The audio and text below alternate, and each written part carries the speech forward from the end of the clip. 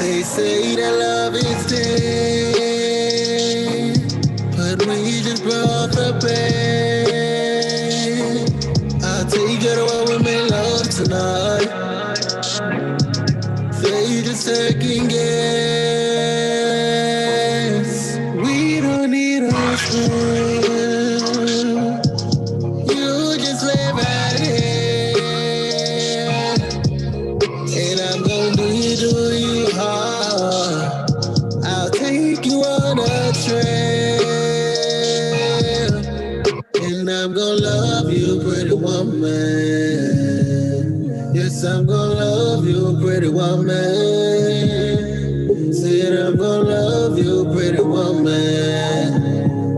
Yes, I'm gonna love you, pretty woman, even now. And girl, you got my heart like catch me if you can now. For ya, if another nigga fuck with you, girl, it's a man now.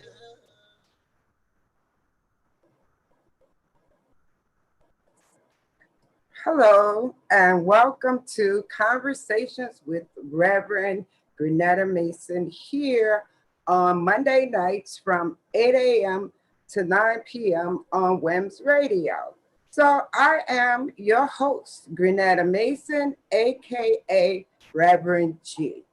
So I will be coming to you each Monday night with exciting guests and special guests from all walks of life with all different perspectives. And we can share in our different spiritual journeys and the things that have supported us throughout our entire life. So I'd like to approach spirituality from a practical point of view. Like, how does it work in your everyday life? How can you use it moment by moment? So I am an interfaith, interspiritual minister. I am a spiritual advisor, a coach, and a comedian. The comedian part of me always wants to laugh and be funny. So I am going to combine all of those things together and just guide you through the process of finding joy and living your best life with grace and ease. So if you like that and you like what you hear, follow me. On Instagram, it's at Rev Grenetta. And on Facebook and YouTube, it's Grenetta Briggs Mason. So tonight's guest is Lemar Moore. Now, Lemar, he is an attorney.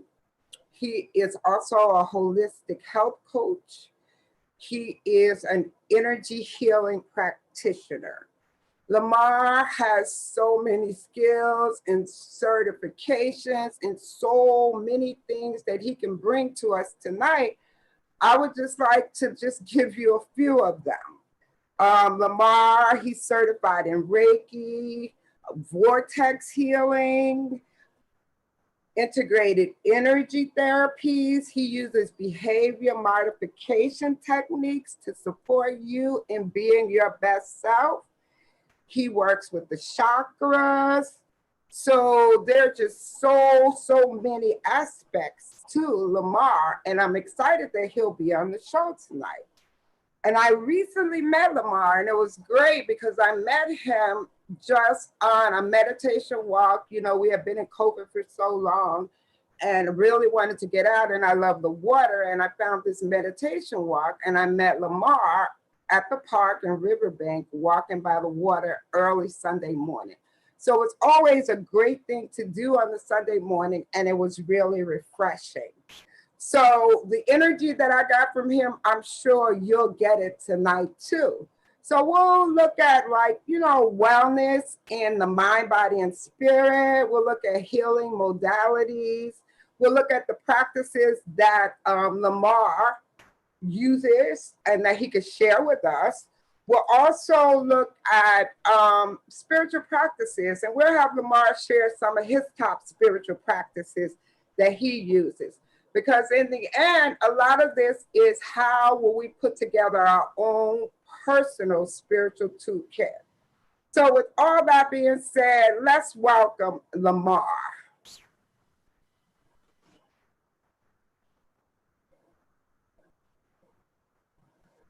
Hello. Hello. How are you? Good, good. Glad to be here. How are you? Yeah, well, why don't you introduce yourself to everyone? You know, over there, I told about everything you do, right? So, introduce yourself to everyone. Okay. Hey, everybody. Hope y'all are having a blessed evening. My name is Lemar. I am an attorney and a holistic practitioner. I try to combine those two by providing legal services to those in healing space, but also providing healing services where I can as well. I think that's pretty much it in a nutshell. That's pretty much it, huh? So, I mean, you have a lot of interests, right? And I've read a lot of them. So, a couple of them that are a particular interest to me that you may want to share about is the Reiki and the energy healing with Reiki. And what are some of those energetic tools that you talk about in energy healing? Sure, sure. We kind of all understand everything is a vibration. We understand a vibe, right? We kind of get the idea of like resonance. What do I resonate with? Does this group resonate with me? Does this environment, this topic, do these things vibe with me? So energy healing is pretty much working with that. It's, you know what, am I resonating with, you know, for some of us, we're resonating with our childhood traumas. You know, I'm resonating with some of the stuff that my mother and father went through that got passed down to me through my family line. For others of us, we're resonating with, you know, our environment, you know, the stresses of our environment, all that kind of stuff. So ultimately, I think energy work is just how can we use these tools like Reiki, other, you know, vortex healing, all the stuff I'm sure you read, to help you with that, to help you better resonate with your environment, with your family, with yourself, with your home, all of that. Yeah, so that everybody can flow and be happy and healthy. Yeah, I believe in energy and energy healing. I get Reiki, and one of my things is about, it's all about the energy, you know, and how we're vibrating, right? And what energy we're bringing. I always say I get to control the energy because I get to decide, right? And it's not always so easy because you can be drawn into other people's energy. So it does take a practice to say, oh, wait, I get to, right, decide if I want to be drawn into your energy and how can I hold, you know, whatever energy I have. So I'm a big proponent of energy and the space because I think that everything is energy, right? So another thing that I noticed that you talked about as I read was you deal with the chakras with people, right? And how does that relate to the healing process and all of that? Can you share with the audience some of what that means and how they may be able to use the practice? Sure. So I guess I would start with like, what are chakras? There's no way you haven't heard that term wherever you are, right? You're probably getting sick of it and all that. Balance my chakras, align my chakras, blah, blah, blah. I think chakras ultimately is just one way of looking at a concept we all agree with, which is that we have multiple dimensions to us. I don't care who you are, you have a side of you that's probably like the survival side of you, right? Like I gotta grind, I gotta get things done, pay my bills, take care of my home and family. You also probably have a side of you that's probably like your creative side, your humor, your joking, your playing, painting, all that sort of thing. And so chakras are really just energy centers on your body. They actually line up along your spine, all the way from your tailbone up to the crown of your head, your crown chakra, that are really like these energy centers that govern those different aspects of your personality. So like the side of Reverend Ganetta that's like heart centered, right? If somebody's in trouble, I'm going to help you. I'm going to connect with you. I want you to feel loved and nurtured. You know, that's one chakra that governs that side of you. There's going to be another side of you that's cerebral. Like, I like to be intellectually challenged, intellectually stimulated. I want to learn new things, explore new areas. I can read between the lines. You know, that's third eye chakra. And then there's maybe another side of you that, like, you know, I want to feel grounded. I want to feel at home. I want to feel safe around my people and my, you know, environment. That's root. And so essentially, the chakra system is saying we're all made up of these like mini personalities that are all trying to live together inside of us. And as we know, sometimes those personalities don't always get along. Sometimes, you know, with each other. Sometimes those personalities don't always get along with the environments you're around. And so chakra work is really saying, let's look at each of those 7 parts of who you are, because they're all you, which means they're all sacred, which means they're all valuable. And how do we treat them all with that value, with that sacredness, and get them aligned and all in the same room together? Hopefully that makes sense, but that's kind of like... Oh, that was, I mean, that's the best I've heard it, you know, as much as you read about it. And the idea is, we read a lot about chakras and all of this, but how is it practical? You know, how can I bring it into my life and make it work? And I know you work with people and the chakras, so it's interesting to understand and get in that work. What does that really mean? And how does it support me in living my life? Because we still have to go out here and live every day, right? In the world as the world is. So how does, you know, knowing all of this and clearing chakras and then being in touch with all of that supported? So that was a great explanation for me. And I hope that everybody else can get a clearer understanding of, you know, how the chakras work and how important it is. One of the things, as you were talking about, that came to my mind, so let's talk about attorney to holistic healing, and kind of like, what was your journey to that, you know, becoming like this expert in all these energy fields and this holistic healing space? I just don't know what I want to do, you know. No. You know what? So I think ultimately the journey for holistic healing for me, it started out as avoidance.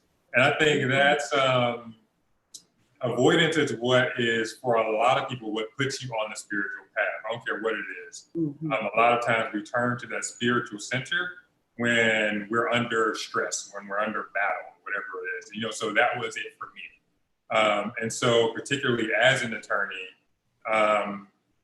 that's a profession where people are coming to you with problems. You know, it's stress, it's battle. And so how do I, as my person, take care of me, particularly being like a Black gay man from the South in corporate New York environment? You know, I just had this concern of like, well, how do I take care of my person while I'm also in this career setting? And so that really started me on a journey, first off in my physical body, watching what I eat, exercising, and I got into like personal training and health coaching kind of stuff. But then from there, it's taking care of my spirit. And that's what led me into the spiritual work. And so I went from that avoidance to like, you know what, this grabs me. This is my passion. So I started following, approaching. And from there, it's like, I haven't turned back. Now I'm obsessed with this stuff. I love it. Like on it. Yeah. Did you grow up in a spiritual home? What was your spiritual background, you know, upbringing kind of, and then up to, give us a little taste of what that was like your spiritual journey? Sure. So I was actually born in a small town in Illinois. It's like around Joliet. I don't know how familiar people are with Illinois, but from a very young age, moved to Montgomery, Alabama, and I was raised in like a Southern Christian Baptist family. So it was very much, you know, the Holy Ghost, Baptist-costal kind of, you know. But ever since I was a young child, I've also always been a questioner. And so even as a kid, I was like, well, Noah's Ark don't really make sense. You can even tell me that one man got all of these animals on one boat. You know, you look at the zoo can't even keep all of the animals, and, you know, like, so, you know, like, that doesn't make sense to me. And then it's like, okay, be quiet, smack, you know. Right. That was it. We tried. It doesn't But it just kept happening. It's always like, Bible doesn't say anything about dinosaurs, and I just seen Jurassic Park as a kid. Okay. Didn't tell me nothing. Right. So anyway, I was just very inquisitive when it came to matters of spirituality, and I was not willing to accept indoctrination. I was not willing to just sort of quiet my questions for the sake of following the devotional crowd. That I think is the hallmark of what puts you on a spiritual path as opposed to becoming religious.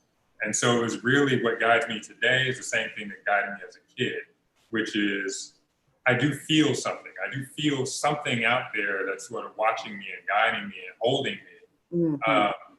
But I want to know what it is in truth, in spirit and in truth. I don't want to follow a set of rules and books and all of that. I think that's something that should just be openly explored in any way you want, as long as you have the tools to do it.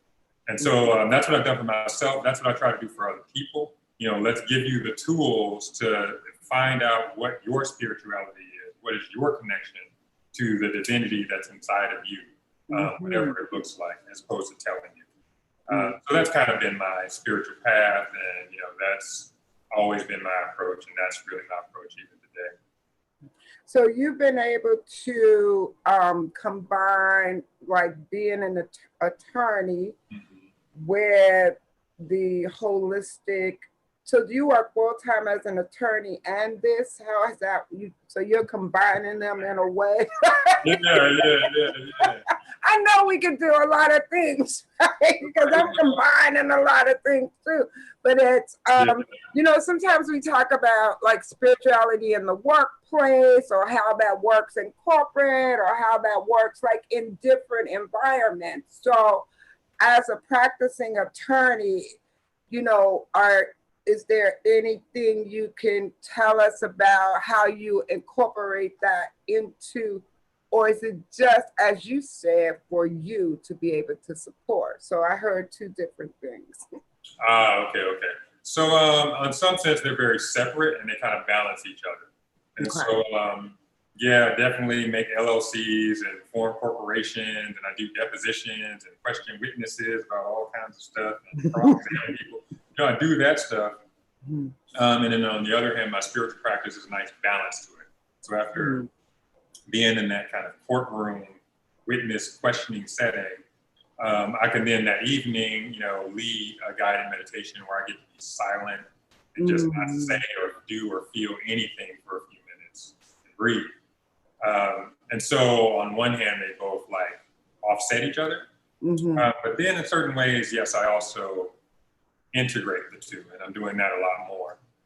So for example, I'm the legal officer for this platform called Spread Karma, which is how do we support social impact in minority communities that are typically underserved? So how do we raise money for Black-owned businesses in Baltimore? How do we raise money for cultural programming for young kids in grade school?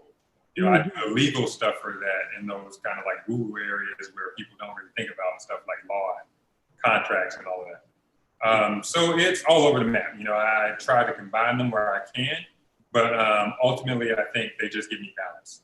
I have a very strong analytical kind of left brain, but I also have a very strong right brain, spiritual brain. And so I just eat both of them the best way as I can.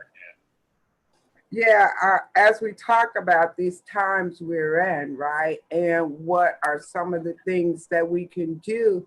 And what are some of the spiritual practices we could use? How we can support each other during this time? And one thing I noticed as I was reading all your many things is that you have something called a mental health first aid kit. And that was interesting to me because during this time of isolation, during this time of staying at home, sometimes, we need some mental shakeup or some mental first aid, right? Yes. So when you mentioned the mental first aid kit, what does that entail? And can you talk to that a little bit? Sure. So mental health first aid is actually a nationwide program. They offer trainings essentially it's sort of saying that like mental health is this problem that we don't treat as seriously as physical health. But I think this pandemic, as you pointed out, is like raising to the issue that like we got to take care of the inside as well as the outside as well. You know? And so mental health first aid is just one way to help average people get involved in that. And so it's just a training program where like you layperson can recognize the signs of someone having a mental health crisis and support them in whatever way you can. And so I got, you know, that training, but it's freely available. I think everyone should take it if possible. So it's like being able to know when to refer somebody or what to say to them to support them through. Okay, so guidelines. Okay, the first aid care. Okay. Exactly. Like CPR. You know. Right. That's right. When I saw, I was like, okay. So they'll get it. It's like tips on that. You know, I talk about a spiritual toolkit, right? And so what I like to share with people is like, you know, what are some of the possible things that can go in the spiritual toolkit? So for you, what are some of the things that you would consider are in your spiritual toolkit, and the things that if you're having a hard time, you go to, or if you're having a great time? It's just like, what are some of the practices that you use personally in your spiritual toolkit? Sure. I think the first and foremost one for me is non-judgment. Especially in today's society, there's so much commentary. Everybody has a voice, everybody has a page, and a platform. You get everybody's opinion. And in New York too, I learned, you know, New Yorkers are very opinionated. And so non-judgment is something I think that has to be the first step for any and everyone. I don't judge myself. That is the first spiritual practice. Whoever I am, however I am, I accept me. I accept that I'm worthy of respect. I accept that I'm worthy of my boundaries being respected. I accept that I am just worthy and valuable as I am. And then I also try to accept with non-judgment other people, even the ones I don't like, even the ones who get on my nerves and the ones I'm going to push away. You know, I still have to accept them. Okay, that's just who that person is. And so the more I practice non-judgment of myself and other people, that's the first thing. The second thing in my toolkit is also gratitude. One thing that helps me with non-judgment is being grateful. Being more grateful for, first off, the value I've brought to my own life. I'm grateful for the decisions I've made that have been self-loving, self-caring. I'm grateful for what I bring to the table and grateful for the other people around me. And again, even the ones I don't like, they're still teaching me something. So more gratitude around me, more non-judgment around me. And, you know, beyond that, just listening. That's the one I'm trying to work on a little bit more. Not always easy. That's one of those, right? Because I'm working on that one too. Because, and I noticed though, when I really practice, I can really hear. You really hear because you do. Yeah. you really hear something. It's very different than listening and thinking about what you're going to say, or listening to be able to say something, or listening from that perspective, but listening to really hear what the person, I always say listening is like, it's 360 degrees of listening too that you have to do, you know, because even now we don't have so much body language, but because we're not seeing each other, but on video, right? But when you're listening and talking to people, everything that they do comes into play. But it is a practice, because somebody will say something and you'll think of something for yourself that you want to share, right? That may not be right. Exactly. And you know what's interesting, what I'm practicing also is, if I'm annoyed by something, I try to see, well, where do I do that, right? So I'm starting to use that as a practice too. It's like, oh, if that annoyed me, well, maybe you're doing it, right? So, but I really like listening as one of them. Really cool. One of the things that I thought about is I like the law of attraction. So I'm very much into the law of attraction. I listen to Abraham Hicks, and I listen to my inner guides, and I say they can come visit me just the same way they visit Abraham, right? Because it's being in touch with my inner guides, right? So I saw that you did something in vortex healing. Is that the same thing around the law of attraction, or what is that particular program around vortex healing? Because I know of the vortex through my Abraham teachings, but what does the vortex healing mean that you've done? So this is more so on the topic of alchemy. Okay. And so in the old days, the alchemists were the person who could, change lead into gold with refinement. And so vortex healing is an energy healing that's focused on your alchemy. So it's kind of like, how do we use energy to help you self-actualize and reach your highest potential? It's different from like Reiki, which is more of like, we just let energy flow into you and charge you up and vitalize you, generally speaking. Vortex healing is like, I don't want to just vitalize you. I want to target something that you're trying to change. And so let's say, for example, we just did listening. I just did a workshop on that actually, on deep listening and using vortex healing to energize those aspects of us that already are a deep listener, because whoever we're trying to be, we already have inside of us. And so it's an energy that just wakes up whatever that potential is that you're trying to reach, with the understanding that it's already inside of you. How do we just help bring it to the surface? So that's kind of vortex. It's like alchemizing you, bringing your best potential to the surface and washing away gently everything on the surface that gets in the way of that. You mentioned this alchemist. I saw that you did a series on that, right, on social media. Can you share a bit about the impact of that and what you're sharing for this audience here tonight? Sure. Alchemy is, it's I'll just say, ever since I was a kid, I was always interested in magic. Right, so I love those little magic kits. I would do little card tricks and all that kind of stuff, And we see that now with a lot of kids interested in like Harry Potter and all that.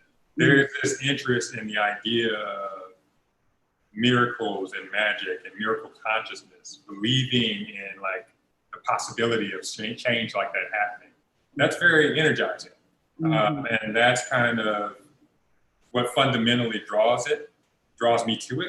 I think that's fundamentally what we all need, especially now, right? It's just like, we're so good at seeing the negative possibilities. We're so good at seeing the dangers. This could go wrong. This disaster could happen, especially now, what new disaster can pop up. I think we need to balance that, but also what new miracles can pop up. Something tremendous could happen to you tonight, for all you know. You're one day away from like the best thing in the world happening to you, the best new contact, the best new opportunity. And so how do we introduce more of that consciousness? That's the alchemist, I think, consciousness, the alchemist way of thinking. And also just the concept of growth.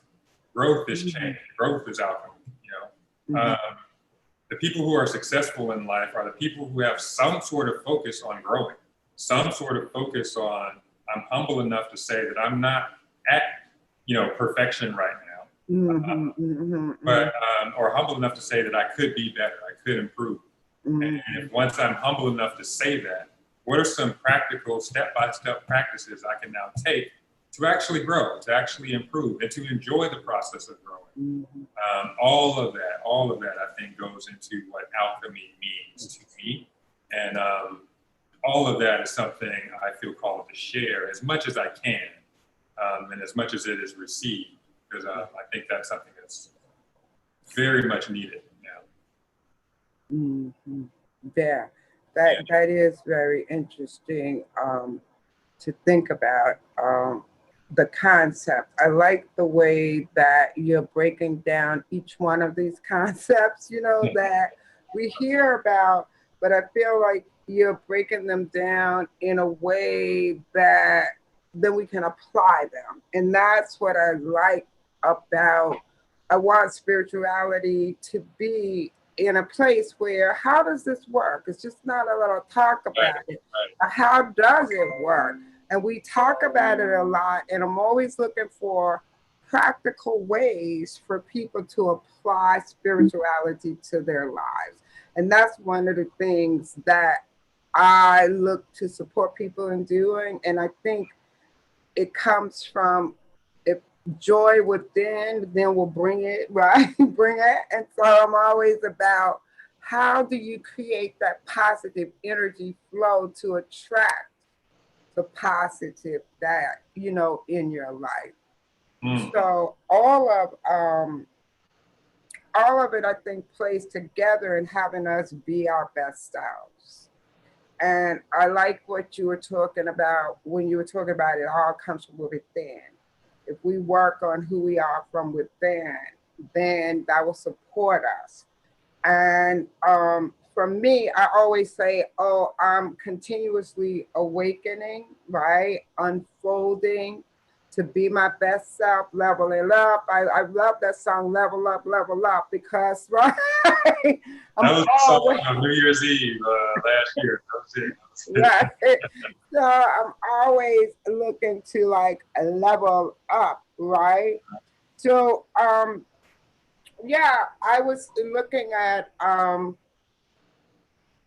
all the unrest and how we're feeling as Black people right now, and all the different things that are happening, you know. And one of the things for me is, you know, what can we do? What can we do? And how can we support each other through this time? You have been using some kind of behavior modification techniques.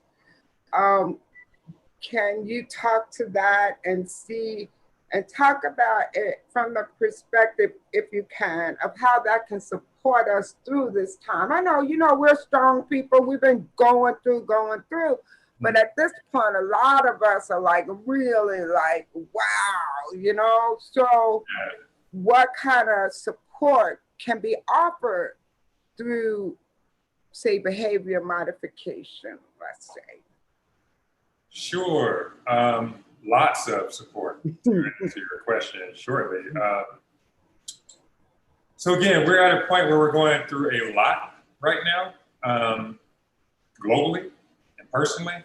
And so what that added stress does sometimes is just like, it brings to the surface things that like we can't get away with anymore. You know, in less constantly changing times, or in times that are more stable, there's less innovation or revolution. We could get by with some of our normal habits in what we do and what we think. But now it's like, no, you can't keep doing that. You know, those things got to change, right? And so behavior modification is just like supporting us in adapting to like wash away those things that are not serving us in our thoughts and habits anymore. Just to make it real and concrete, one behavioral trick I often bring up that we're very good at is like criticism, which is a form of black and white thinking, or a form of exaggerated thinking. Criticism means like I make a judgment about your character based on one or a couple isolated actions.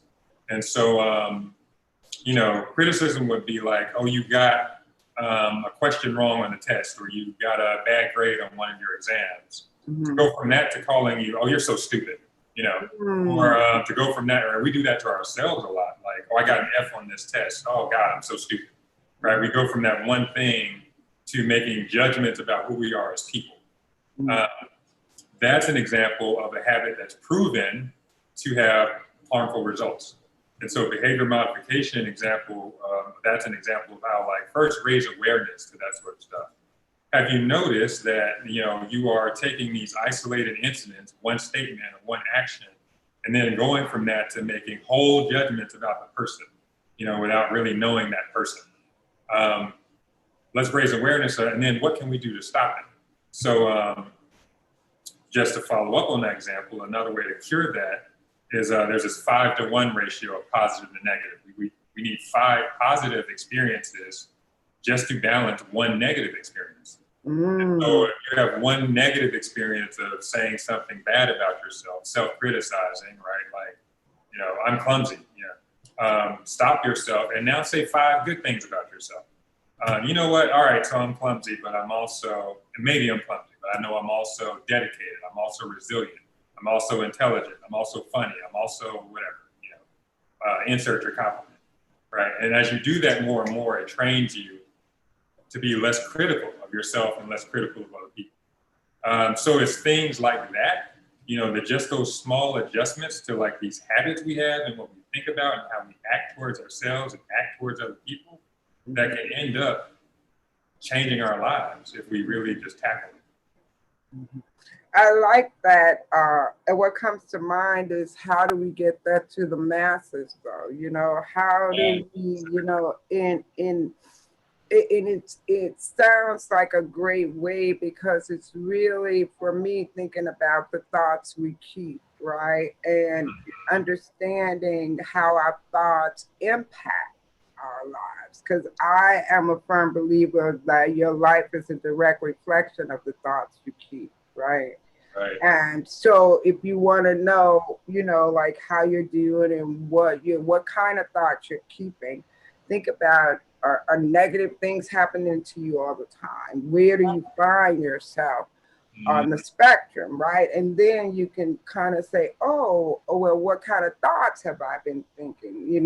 And we have a lot of limiting beliefs. And that's another thing that comes to mind when we want to change our behavior. We have to look on a lot of different levels, because I think that our beliefs play a huge part of that, right? And if we're so trained in like the negativity and the limiting beliefs, right, then that's what we'll get. I can remember I grew up in Memphis, right, in the South, and I was going somewhere, right? Like in my mind, right? I knew I was going somewhere. I had to go somewhere. So I had the idea that I would move forward and go somewhere and explore. And I ended up, going to Massachusetts and then coming to New York and just really being on an adventure, right? But as I think back, it was all the thoughts of moving forward, the thoughts of what's next that kept me. And I had a vision of all of this. I must have had a vision of all of it, right? Because, of the manifestation of it. So it's interesting. I think now I talk a lot about grace and ease, and I talk about grace and ease because what I've realized is it's not about all the doing, and the hustling. It's really about setting an intention, knowing what it is, relaxing it, and then you will make moves, but they will be inspired moves. It won't be like, running here, running there, trying to make it all happen, right? So that's one of the things I share a lot about now is don't work so hard at it, right? Don't push up against it. But that's what I knew, that struggle, work hard. And it worked for me, right? It worked. But as I look back, I get to say, oh, wow, it didn't take all that.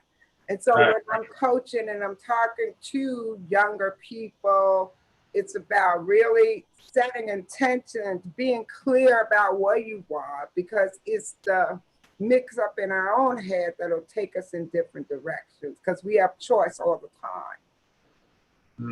So yeah, it's what are the practices that we can talk about. I talk a lot about creating your own personal toolkit. So I like that we've talked about a lot of different topics around spirituality and being your best self.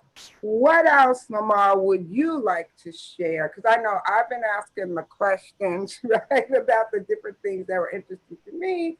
So what would you like to share tonight? What would I like to share? That we didn't already talk Okay. about. Yeah, But, you know, right. sharing, Well, but actually, I didn't want to miss any important things, you know, right? That we like for the people to get. Right? right. Sure. Well, first, we just want to agree with what you said and affirm that. So, it boils down to a choice, and I would just add that ultimately, the choice we all have to make, because all of us are kind of moving, we're kind of running. I think the fundamental choice we all have to make are we going to spend our lives running away from something, or are we going to spend our lives running towards something?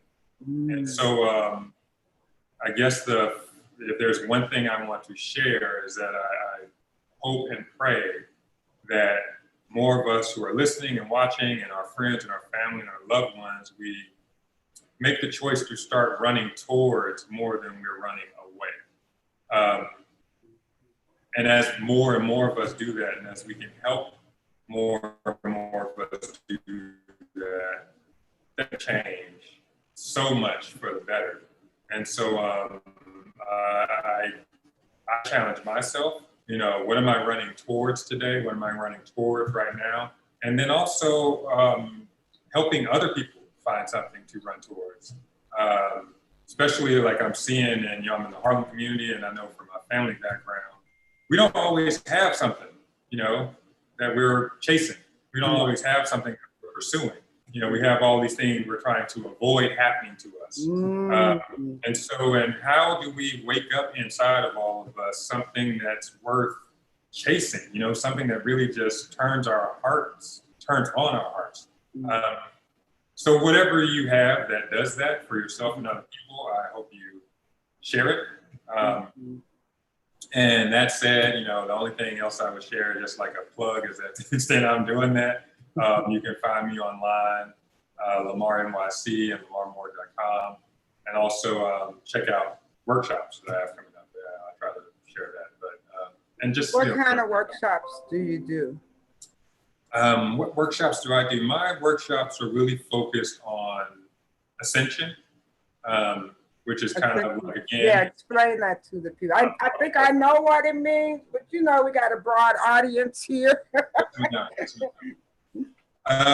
So it's personal transformation. I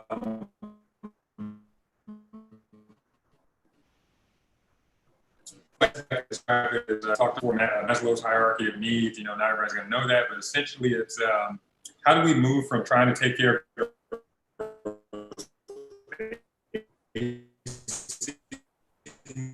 needs to more of the growth needs, reaching our potential, being our happiest and best self. You know, and so my workshops are all like, let's take our needs from like the basic let's get by needs to I have a need to grow. I have a need to become my best self. I have a need to find peace and joy inside of me. So all of my workshops are geared towards that. That is ascension in my eyes. Okay, that's it. Okay. And so you use these techniques in your workshop, different techniques to get people to grow, expand, right? Because I know it's all about having people be their best selves, right? And a part of it blurred out, but you talked about all of our needs being met. When you talked about our needs being met. So it's essentially, how do we put it? I think it's recognizing all of your needs and bringing all of your needs to the table. So we mentioned those chakras before, right? So your lower chakras might be, I have a need for safety. I have a need for pleasure and play. I have a need for feeling like I'm, you know, doing something with my life in the throat chakra. Sometimes we push some of those needs aside for the sake of meeting others. And so, for example, the inner child, a lot of us, we push that aside. And we don't treat playtime seriously. We don't laugh, we don't play, we don't have fun, we don't draw, we don't paint, you know. And so let's bring our attention to the fact that that's an actual need, just like you need food, water, and air. You need to play. need to have fun and play. Exactly. Right. I put like creative arts in my spiritual toolkit, right? So I sing, I got a little new piano I'm learning how to play, I'm doing improv, coloring, you know, and I found that during this time, I've had more time to put into creative arts. I'm making dog food for my dogs, right? I'm cooking, and it is bringing a lot of joy to be able to do these things as I am home all the time. So I think that it's important, as you said, to recognize that fun and joy and play and laughter are really quite important, right? So we're going to close with you, Mr. Lemar. So just leave us with your closing words around how we can reach you and where we can get these workshops. Sure. So you can reach me at Lemar NYC, Lemar NYC on Instagram. Also lemarmoore.com, lemarmoore.com. And that'll have my workshops, it'll have some free content, guided meditations, and just, other postings and useful stuff. Yeah, it's interesting too, when I talk about the spiritual toolkit, you're offering a lot of the things that could be a part of it, the guided meditation as a part of it, meditating, and all those different things. So it was great having you, and check out Lemar Moore, lemarmoore.com. Thank you again for tonight and all that you shared with us. Have a great, great evening. You too. Take care. Right. So guys, hopefully all of that information you've taken in, and you can look up Lemar and get some trainings from him, and you can learn a lot more about the different processes that he does, right? So I'm here every Monday to guide you through the process of finding joy and living your best life with grace and ease. So tonight, I would like to leave you with a mindful moment. And I think these mindful moments can be helpful because they can help you get clarity as you move forward. And as we talked about, the thoughts that you keep impact your life, right? You can take a mindful moment, to take a breath, breathe, to recalibrate. And these mindful moments can, allow you to shift and change your mind and move to a different perspective. So the way I like to look at these mindful moments are, tonight I would like to share one around the thoughts that we keep. And we talked today about you are a reflection of your thoughts. So if you keep positive thoughts, then you'll attract positive things. So one way is to take a moment, a mindful moment, and in that moment, just take a breath, right? And as you take that breath, acknowledge if there are any negative thoughts that you're having. Just acknowledge what those negative thoughts are. Then once you acknowledge them, then you can release those thoughts. Then you release the thoughts. But the key is to replace those thoughts with positive thoughts, right? And so we talked a lot tonight about positive thoughts and what could be positive thoughts, right? And one of the ways that you can, eliminate the worry, the doubt, the fear, or whatever you're going through is to take this mindful moment and create positive thoughts. You can create positive thoughts of joy, You can create positive thoughts around anything in your life that's positive. What I also like to share about that is when we're in moments and we find ourselves very negative, we can just shift. And sometimes it's not always that easy to shift, but the best way to shift is to shift away from the negative thought. Whatever it is that you're thinking about that's causing you to have negative, uncomfortable feelings, maybe put that on hold for a moment and find a thought that brings you joy. And in that moment, you can see if you can shift. I always like, can you just squeeze in a positive thought? Because as you're going down the rabbit hole of negativity, you'll stay down there. And one way is if you could just put in a moment of a positive thought, just one moment, this will then help you move forward. So the mindful moment is this time, take a breath, acknowledge the negative thoughts, release the negative thoughts, and replace them with a positive thought. And Lemar said something today that was very interesting, was that it takes 5 positive thoughts to wipe out 1 negative thought. I'd never thought about it that way, but it is a practice that I will start to practice, and hopefully it can support you also. So I am Reverend G, and I'm here every Monday night on WEMS Radio, bringing you conversations around spirituality, bringing you joy and fun. You can find me on Instagram as Rev Grenetta, and I'm also on YouTube and Facebook as Reverend Grenetta Mason. So these conversations, I hope they inspire you, and I will continue to bring more and more people in hopes of supporting you in creating your own personal spiritual toolkit. And that's first personal spiritual toolkit you could use every day, because that's the goal. What's the point of having it if you can't pull it out and use it every single day? So join me on Monday nights. I'll be here to guide you through the process of finding joy and living your best life with grace and ease.